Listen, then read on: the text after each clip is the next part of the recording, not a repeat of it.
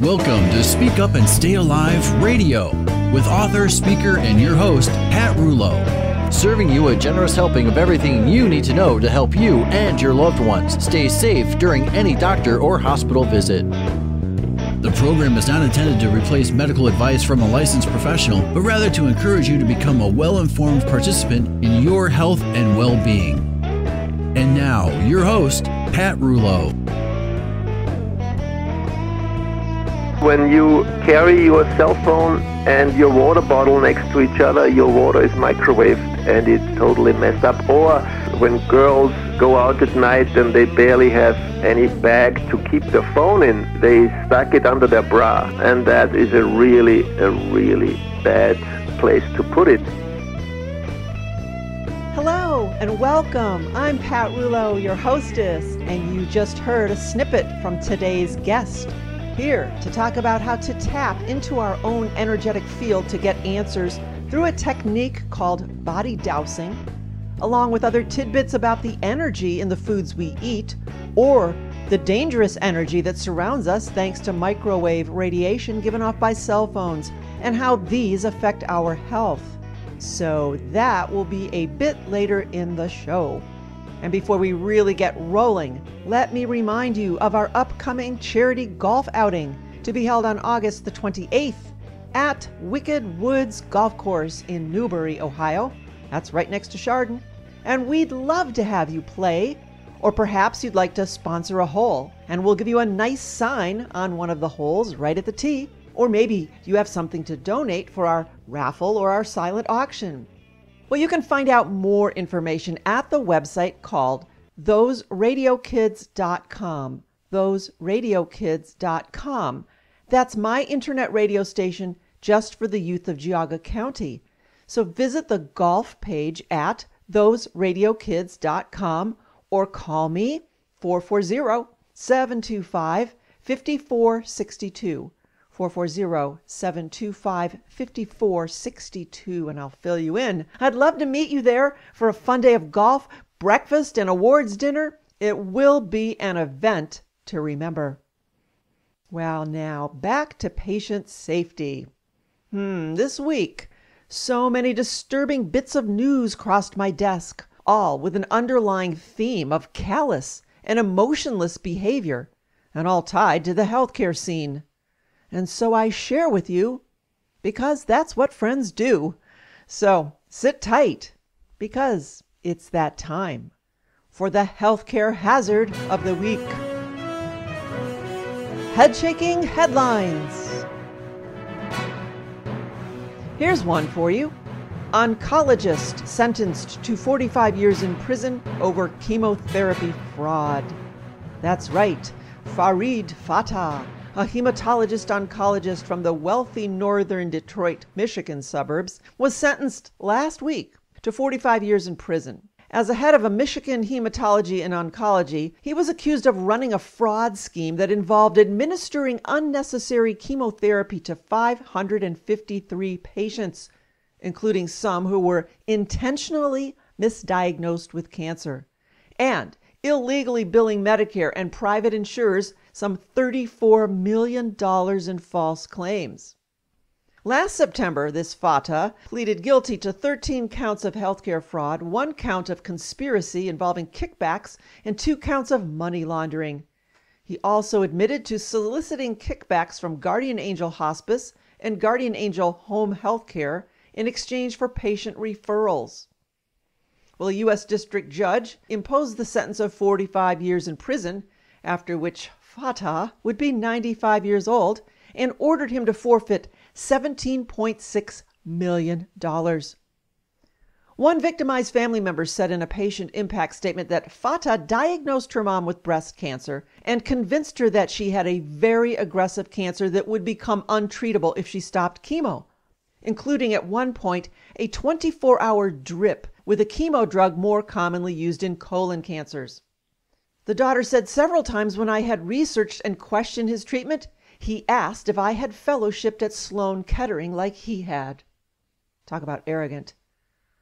One patient, according to the FBI, fell and hit his head during an office visit. Fatah insisted that the patient complete a chemotherapy infusion before going to the hospital to treat the injury, and the man later died due to the head injury. Another patient was diagnosed with advanced breast cancer and then urged by Fatah to pursue an aggressive treatment strategy at the expense of her personal finances.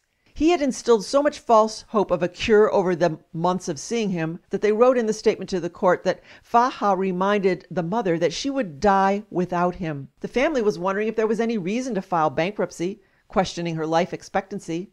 And he indicated again that he was trying a new therapy and we should definitely file bankruptcy on her behalf.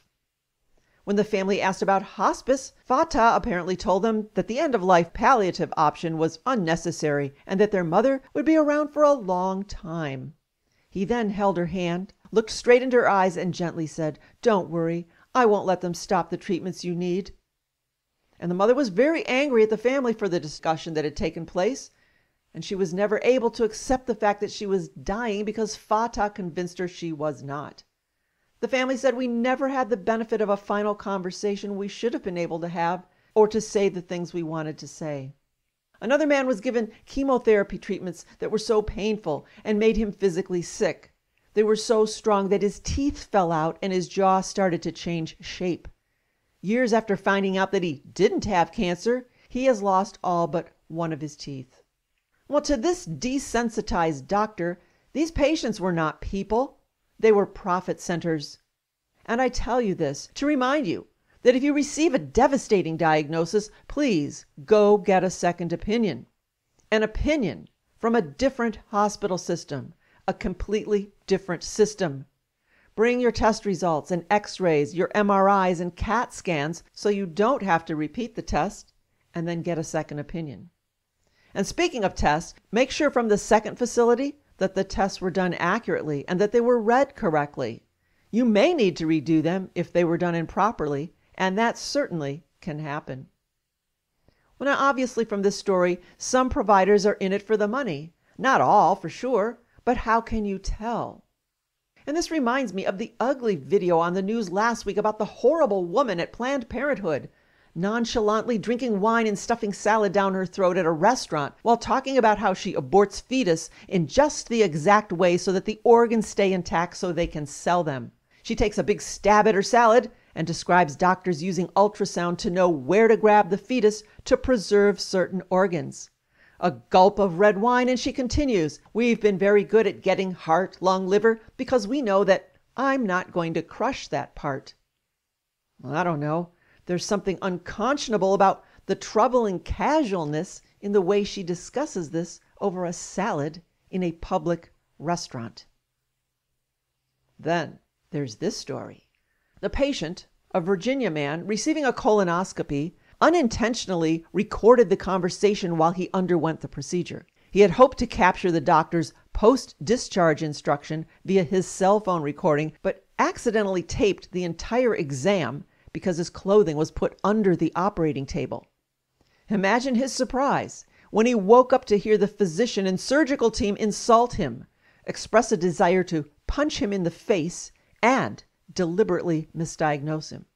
I actually listened to that tape myself, and it was shocking, as it featured an outrageous and frankly disgusting exchange between Tiffany Ingram and her surgical team, in which she called the unconscious patient a retard and a wimp, and also speculated that he was gay due to his alma mater, the University of Mary Washington, a former women's college. The patient was a lawyer, and she called him and other lawyers slimy.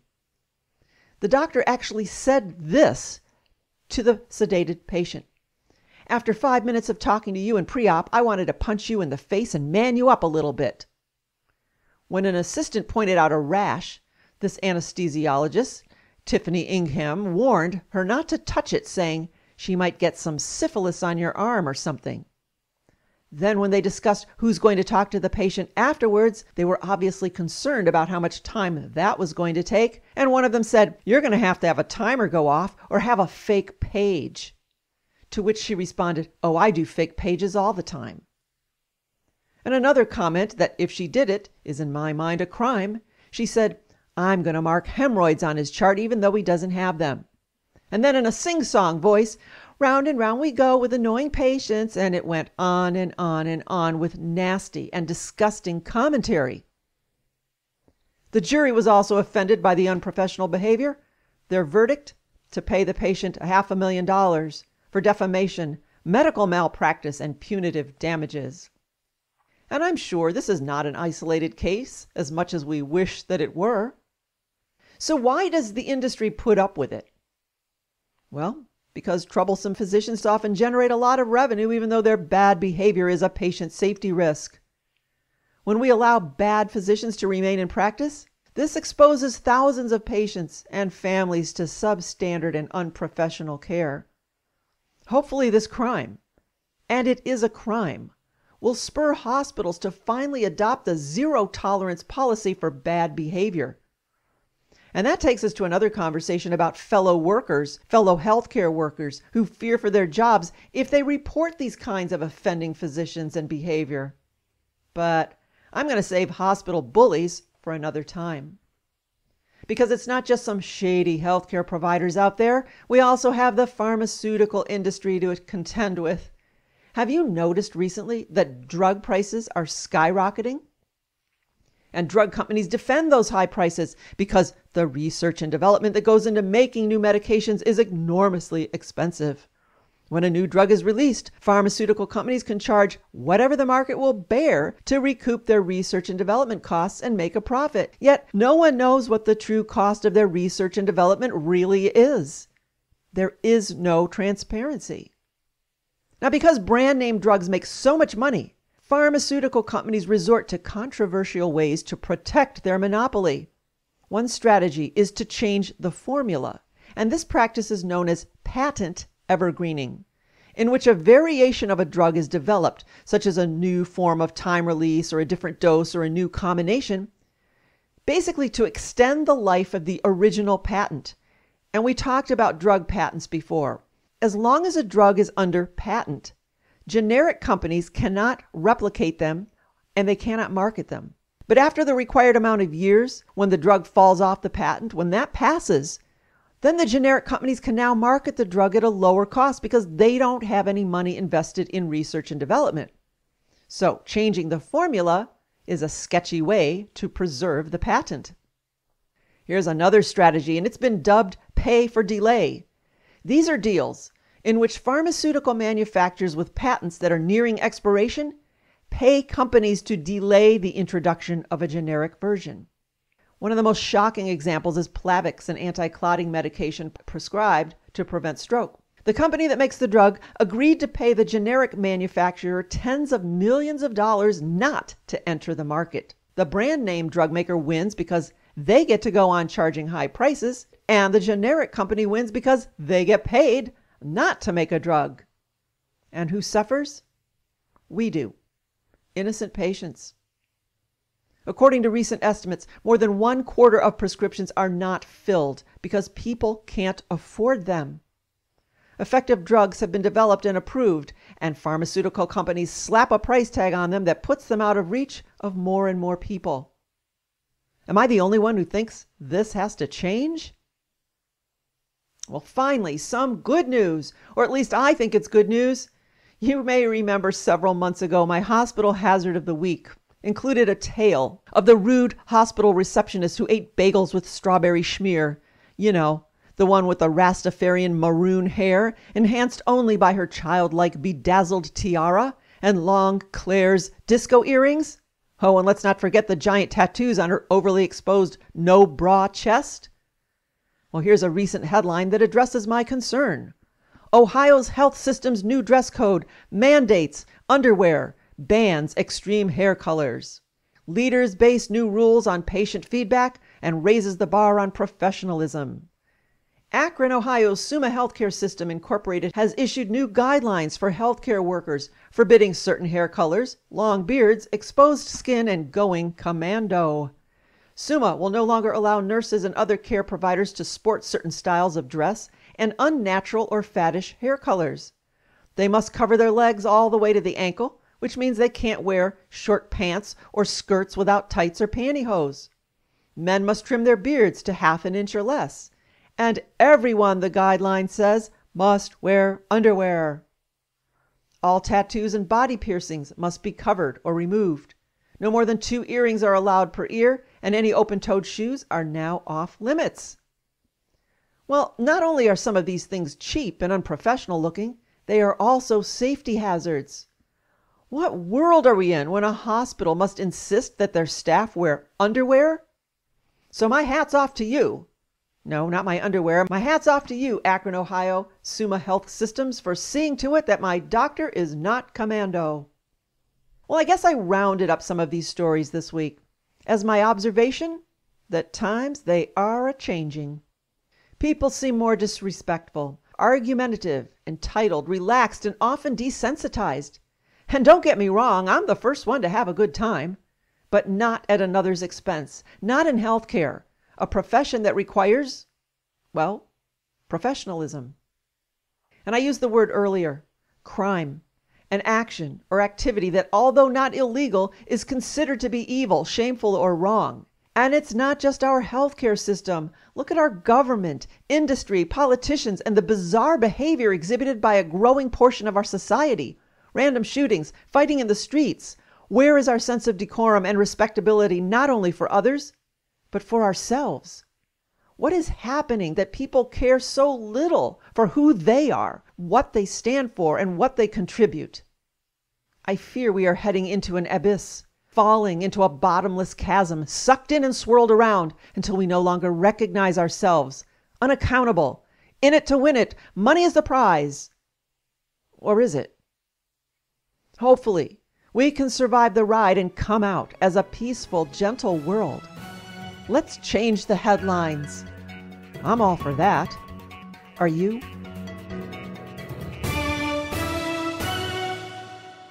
After the show, be sure to visit the website speakupandstayalive.com for more life-saving information. Plus, that's where you can purchase the book, Speak Up and Stay Alive, the Patient Advocate Hospital Survival Guide. Bring the book to the hospital with you. It's the best way to stand out, and in a positive way. And remember, we donate 2 handmade pillowcases to either a troop member or to a local veterans shelter for every book sold, with your name on it as the donor.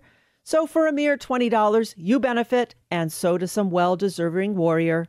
Give a meaningful and useful gift that really says, I care.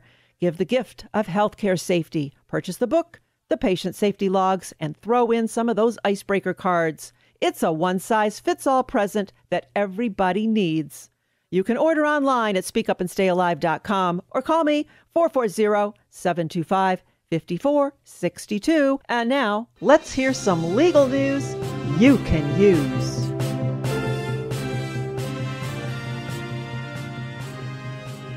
Okay, you are living dangerously if you don't have an up-to-date healthcare power of attorney, a living will, or a financial power of attorney. If you want to control what happens to you, your health, your end-of-life wishes, and your money, get this done this week. And who better to help you with this than my friends at Schraff & King? This is what they do, and they even have a certified elder law attorney on staff, one of only a handful within the state of Ohio. So don't play roulette with your future. Call Schraff & King today and let them know that you heard about them on Speak Up and Stay Alive. Their phone number is 440-585-1600. That's 440-585-1600. Come on, make me proud. Call them this week to review your current documents or to update or create new ones. 440-585-1600 or visit them at schraffking.com.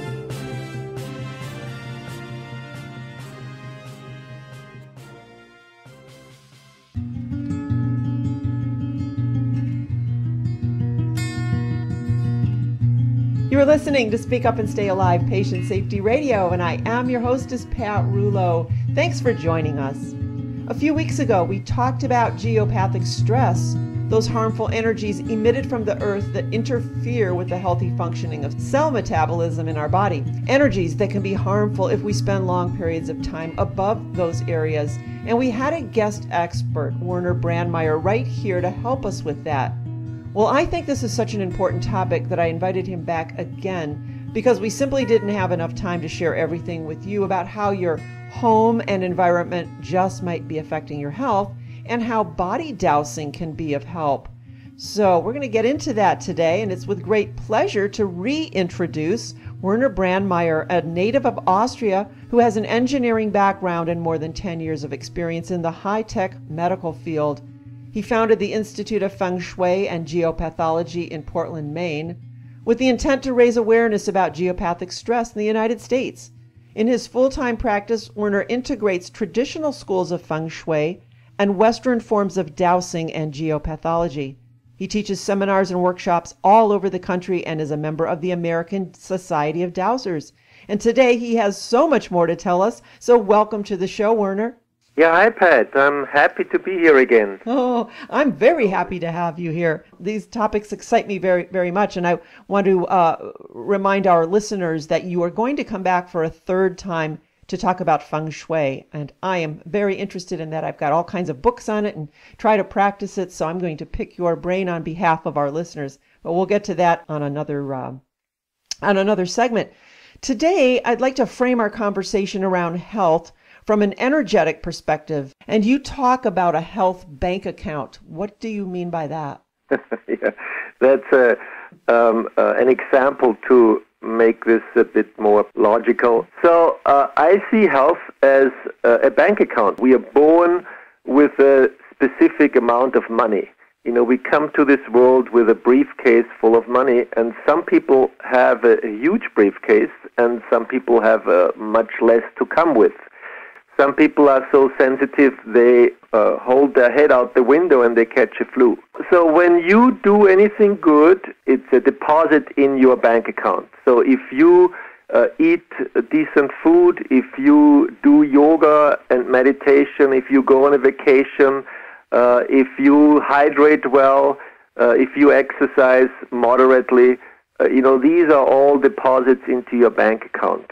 And so if there is enough money in your account, you can do some junk food or some stressful adventures. And a coffee, by the way, I love cappuccinos. You know, I'm European and close to Italy.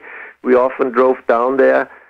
But a cappuccino is, unfortunately, a little bit of a withdrawal from your account. And if you have a big steak and some more alcohol maybe, these are all withdrawals from your account. And as long as you keep them moderate, everything is fine. What just happens usually is that when we get older, the bank account empties out more and more. And suddenly we turn 40 and have allergies, which we never had in our entire life, because the bank account gets empty. And then it gets even worse, and we try to compensate and live on credit cards for a while, and this works as well for a bit, but at some point the bottom is reached and there is no more credit. And this is when something serious appears in our health history, and then we get a diagnosis like, chronic fatigue syndrome or all these weird, strange illnesses and syndromes where nobody knows where they come from, and it's a chronic situation. And geopathic stress, as we mentioned last time, is a constant withdrawal in this account. It's a constant crack in the bowl which holds your energy and holds your money. So we need to look at that and identify those cracks and close them as one of the first steps in order to properly, address them and fix the situation, and not at the end just fill money in on top of the bowl, and we can't even fill it in fast enough as it runs out on the other side. So excellent. I just think it's a great concept and a great analogy that folks can think about each day. Now, last time we talked about body dowsing. We were trying to figure out, how do we know if we're in an area that has geopathic stress, or how do we know that we're doing the right decision or making the right purchase? And you talked about how there's a simple way we can do that called body dowsing, and we didn't have enough time to go into that. So maybe briefly explain what it is, and then if we can, let's go through a little exercise. Yeah, body dowsing is a way to use your body as an instrument to show you if something is good for you or not. The body on the intuitive side knows exactly what is beneficial and what is not. Just the brain is always in the way and tries to make everything logical and rational. And So dowsers just tap into these intuitive possibilities and use an instrument. Maybe most of your listeners have seen a pendulum or L-rods. So they use an instrument to show these differences, but to make it more simple, we just use our body. And I'm happy to go through the exercise. I sometimes do this over the phone or over a radio even, so we can do that. So what I want you to do is stand up straight. If you want to do this with us now, stand up straight, put your feet together, and close your eyes. And what you'll notice is that your body is not completely still. It moves around a bit, because it is, when we keep the feet together, it is a bit of an unstable position.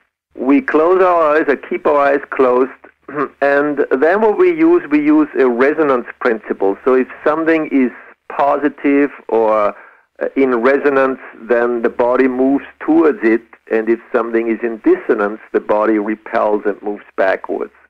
And so what we use here as the first exercise is, in our mind, we just talk to ourselves and tell our body, show me a yes, show me a yes. And the standard, and I want to explain this for a moment, the standard would be a yes is a positive, the movement forward, so the body would slightly move forward. For some people it moves sideways, and sometimes it even moves backwards. So, but just try to find out, if you repeatedly do this, if you get the same answer. And then you also do the same with a no answer. Body, show me a no. And it should do the opposite, or at least something different. Body, show me a no. But as long as we get the same type of signal each time, we can use that now for a yes and no answer. When the opposite happens, that's a state what we call somebody is switched. And switched means the yes is backwards and the no is forward. This happens if somebody is stressed out specifically. The body is so stressed that it doesn't respond properly as it usually does. Did it work for you at all? Or what is your... Yes, I've been practicing this since I found your website, and okay. Yes, definitely. I had a question though. If we already have a preconceived idea perhaps of what we want the answer to be, are we somehow controlling that motion backward and forward? That's always part of dowsing, that you can detach yourself from your question as much as possible. And so this is why it's more or easier to dowse for somebody else's questions. If you have a friend, you just tell the friend to ask a question, and they don't even have to do this loud. They just do this in their mind, and you dowse for the answer. And because you are not biased, really, because you're not involved in the outcome, it's easier to stay neutral. But this is a part of a good dowser, is to stay neutral to the answer, because of course you can influence the outcome otherwise. Right. And it's another very important part is always to be really precise with the question. Okay. If the question is too open, do I like my bed here, or it really needs to be, is this a healthy space for my bed to be in? Right. The more precise the question, the better the answer. So the second part is, again, we stand, feet closed next to each other, close our eyes, and we ask a question at this point where we know the answer, but it's an open answer, and we ask our own first name. Use the first name. We found that it's better than the second name when especially a woman gets married and uses another different name, and it's getting a bit complicated. But your first name should really work. So I would just say, is my name Werner? And then see how the body responds to that, and just, relax and see where this goes. And then as a different one, just ask another name. Is my name John? And you should get a no response to that. We still can use it and can figure out many things now, especially, for example, which foods are good for us, or we can check our supplements. We even can check how much we should take of our supplements on a daily basis, because the recommendations are very general usually, and it can be that you just only need half of that or whatever. So you can do all this testing, and maybe the way for people who want to read more or see the video on the website is called bodydowsing.com. Body Dowsing, dowsing spells DOWSING, dowsing.com, and they find a written description and a short video where they can see that again. Excellent, bodydowsing.com. And I want to talk about something else, and that's the pH balance of our blood, and how does that keep the body healthy? People hear about the body being too acidic or too alkaline, and I know I've even purchased the little pH strips, and in the morning you can spit on them to see what your morning saliva looks like, or you could actually even urinate on it to see what kind of pH your urine has. So let's talk a little about pH and why it's important. If you look at a pH scale, it goes from 1 to 14, and 7 is the middle. 7 is neutral, and the higher numbers are alkaline and the low numbers are acidic. If the testing is 1 or 2 numbers away, it's not just 1 or 2 numbers, because each number on a logarithmic scale, and this is what this is a factor of 10. So if 7 is neutral, like 6 is 10 times more acidic than 7. Oh. And 5 is 10 times 10 times, it's 100 times more acidic than the neutral stage. And if we know that, for example, a Coke is 2.8, so this is 10,000 times more acidic than neutral, and other sodas. It's amazing how people survive, if they just drink Coke all day long, or Pepsi, or other of those soft drinks, because they are so acidic. And if we look at our food in general, a lot of the junk food is on the very acidic side, and even coffee, unfortunately, is around 4. So still 1,000 times too acidic. So this is why in Europe, when you sit down in a nice cafe in Austria, you get a big glass of water with your coffee, in order to dilute a little bit the acidity. Blood, the ideal blood is 7.365, but it's a little bit beyond 7 on the alkaline side. So, and now it's just a logical thinking about here is if most of the stuff we put into our body on the food side, on the physical food side, but then we also add on the emotional side, and usually we have a lot of stress in our life. Stress makes us acidic.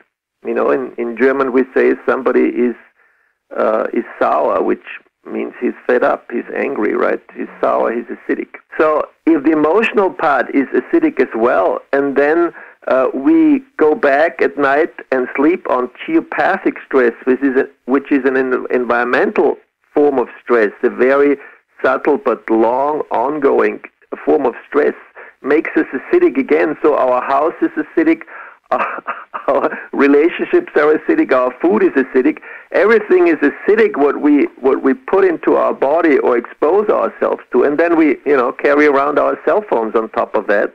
So how can the body keep the system, the blood, alkaline? Because if your blood pH goes down 0.2 of a point on 7.1 or 7.2, you are in the emergency room. They try to save your life. This is how bad this is. So the body needs to compensate this in any way possible. And the way it does that is it takes minerals to compensate, because minerals are 14, like lithium, magnesium, iodine. These are very, very alkaline minerals. So the body uses those and looks for it in your food first. If you have decent nutrition, then the body just takes this out of your diet and uses them, puts them together with the more acidic parts, and they neutralize each other. But the problem comes when your diet is not very decent and does not have a lot of those elements in there, and the body still needs to do something to compensate, because otherwise you're dead. So the body just takes now calcium wherever it can get it, and it gets it out of your bones. And it takes magnesium wherever it can get it, and it takes it off your muscles, and then people complain about restless leg syndrome. And so this is, again, why it is so important to have organic food, because organic food, carries so much more of those ingredients with it than depleted junk food. But again, the whole idea of the pH balance is to provide the body with the necessary pieces and particles and minerals to do a job and the body does the job by itself. Mm-hmm. Wow, you talk about a health bank account and all of the withdrawals that are being made, not only with our diet, we're becoming acidic, and as you mentioned, our environment, where we sleep, if we have geopathic stress within our homes and our environment, and then you even mentioned cell phones and the EMFs. Even if we don't have a cell phone, just how we're being bombarded by cell towers, and you can't go into any place, even to a grocery store, without being blasted by their Wi-Fi router. So just a venture outside your home, assuming your home is safe, you're going to be hit with these withdrawals from your health bank account. That was very well put, very simple to understand. And I hope our listeners pay attention to the significance that our diet, geopathic stress, and EMF has in this very delicate pH balance. Do those little strips that I was talking about where you can test your urine and your saliva, is that of any value? Yes, it is. But what you see with those strips is you see where you are on a bigger picture. And the trick is a little bit, you need to average this out over the day. For example, what I would do is if you buy a strip like that, every time you pee during the day, you measure and you write it down, and then spit on it every few hours during the day, and not too close when you just eat food, because again, if you have a salad and there is some vinegar in there or whatever, it changes very quickly. So away from food, just test your saliva and your urine, and add those numbers up and take an average number. Okay. For example, the first urine in the morning is always acidic. Right. Okay, so just don't even count that, but look at the second time, or and then you get an idea. And if you're always in the 4 to 5 range, that is really a sign that the body on the overall stage is not coming out of an acidic state. Mm-hmm. Which is, I want to mention another aspect in the food part. This is really the energy in food. That's the valuable aspect when we see that food you grow in your own garden, or at least is organic, has a much higher energy level than the other food. And some people measured this on a megahertz scale, but it's a very subtle energetic way to measure that. And what they found was that healthy organs need about 70 megahertz, just to give you an idea, 70 megahertz of energy, of high energy to stay healthy, right? If we look at cancer cells, for example, cancer cells have about 40 megahertz. Or below that. And if we look at organic food has maybe 100, 150 megahertz, so provides a really good amount of energy. But if we look at normal food, a hamburger, for example, has about 5 megahertz. Oh. Okay, so what we find is that the so-called SAD, the Standard American Diet, and the abbreviation says it all. It says it all, yeah. It's pretty sad, isn't it? The Standard American Diet is somewhere between 5 and 50 megahertz. Oh. Okay, so it doesn't even reach the 70, what healthy organs would really require to stay there.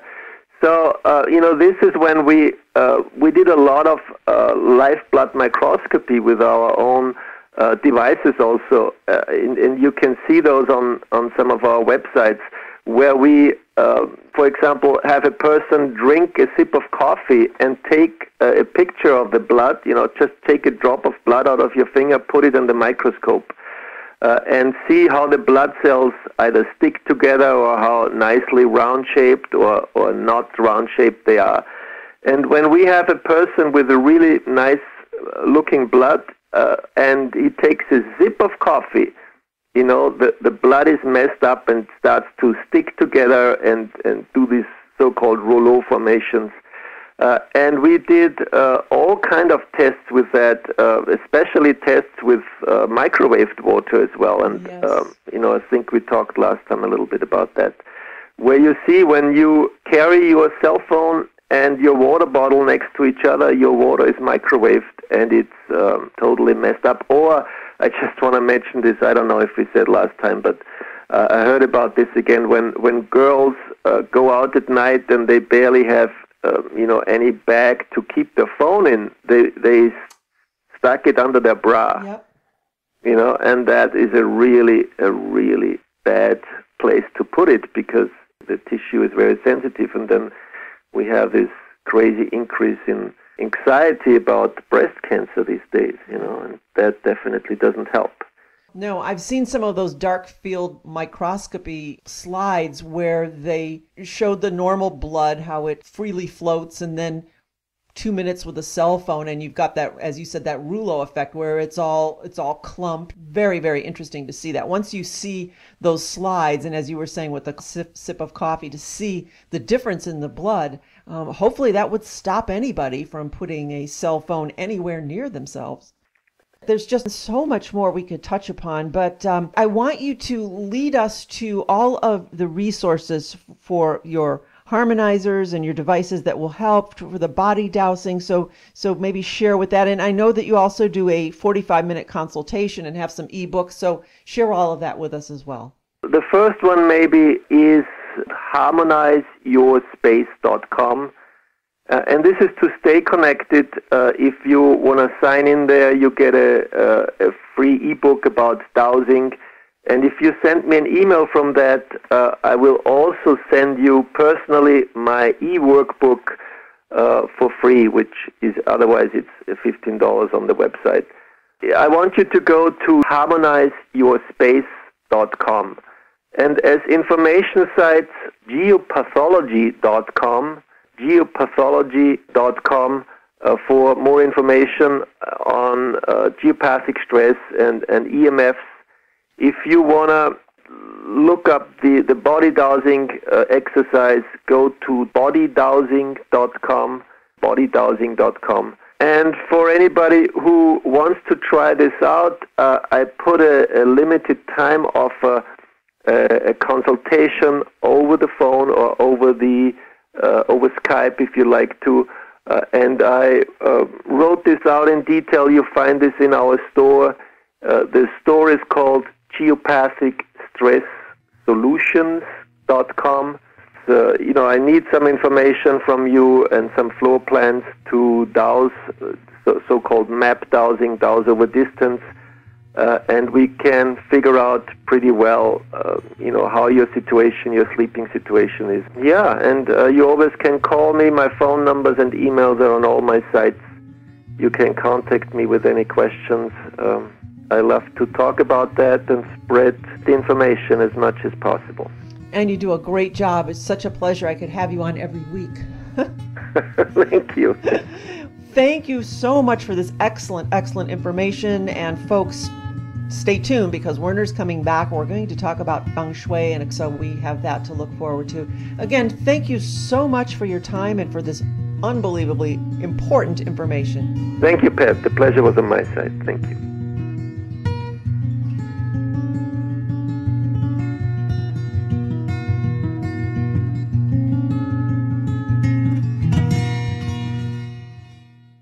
As a hospital patient or family member, wouldn't it be helpful to share your compliments, complaints, or concerns in real time? And providers, wouldn't you like an alternative method to the old, lengthy, and after-the-fact patient surveys? With the patient angle offered by Benchmarking Group International, patients and providers can enjoy a secure, cloud-based, cost-effective, and scalable technology software solution that offers real-time delivery of actionable feedback and alerts to management and staff. See it for yourself and request a complimentary, no-obligation 30-minute demonstration. Visit benchgroupint, benchgroupint.com, or call 703-688-2860. If you are a patient, tell your doctor or hospital about this sensible way to improve the patient experience. Visit benchgroupint, that's benchgroupint.com, or call 703-688-2860. Have fun this summer at the newly renovated Pioneer Waterland and Dry Fun Park. Wet or dry, there's so much to do. 6-story high water slides, lazy inner tube ride, paddle boats, a Grand Prix go-kart track, batting cages, miniature golf, fun zone game arcade, and you'll appreciate the sparkling new bathrooms too. Enjoy the picnic tables and grills or the Splash Landing Eatery. Fun for all ages at Pioneer Waterland and Dry Fun Park, Kyle Road in Chardon, Ohio. For more information, visit pioneerwaterland.com.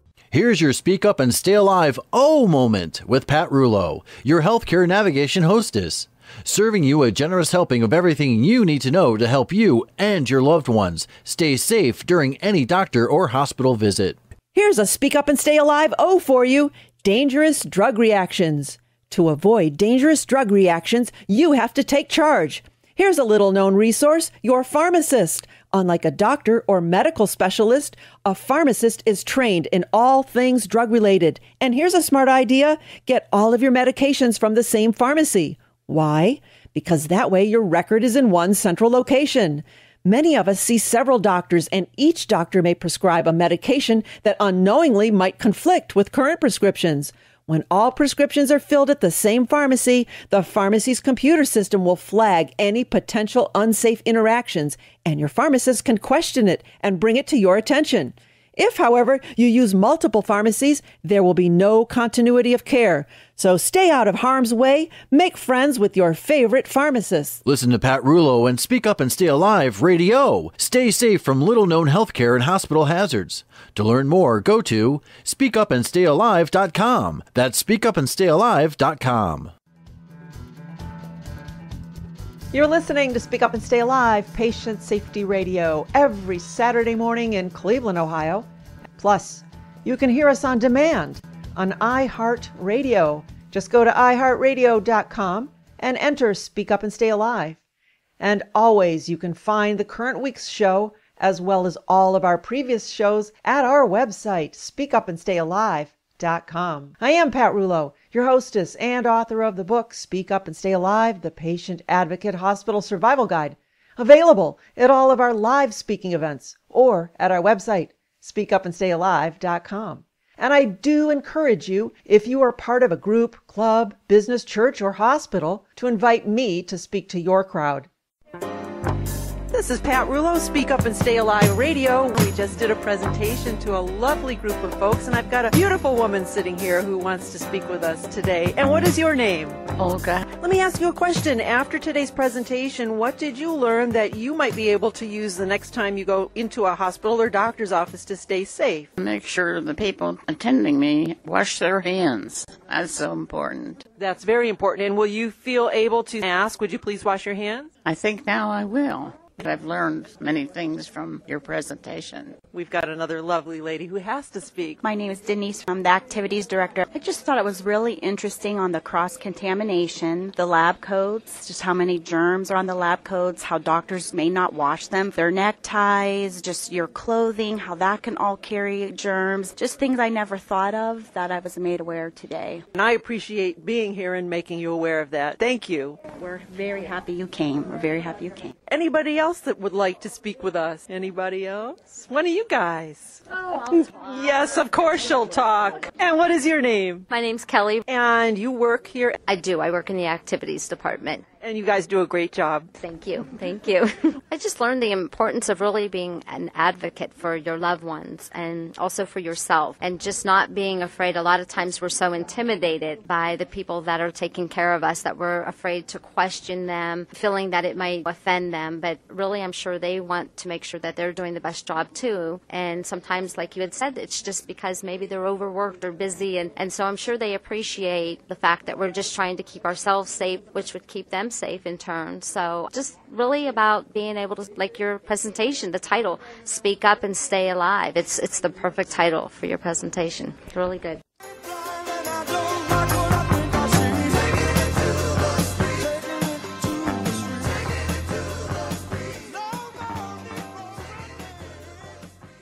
Even though the topic of healthcare and hospital safety is quite serious, we do make our presentations fun, fast-paced, interactive, memorable, and life-saving. I can guarantee that I won't be monotone or slow, and you won't get sleepy or bored. I'm a bottom-line, fast-moving gal with lots to share, so call me or email us at speakupandstayalive.com or call me 440-725-5462. Now, if you missed some of today's show, you are certainly living on the edge. When you join us each week, you may be adding years to your life or to the life of someone you know and love. So tell your friends about this program. Don't be a radio hog. And be sure to listen next week as we continue to inform and entertain, all the while keeping you safe during every healthcare and hospital encounter. Same time, same place, but never the same information. Until then, I hope you have a healthy and a happy week. I am Pat Rouleau, and I am your guide to safe and successful healthcare and hospital encounters.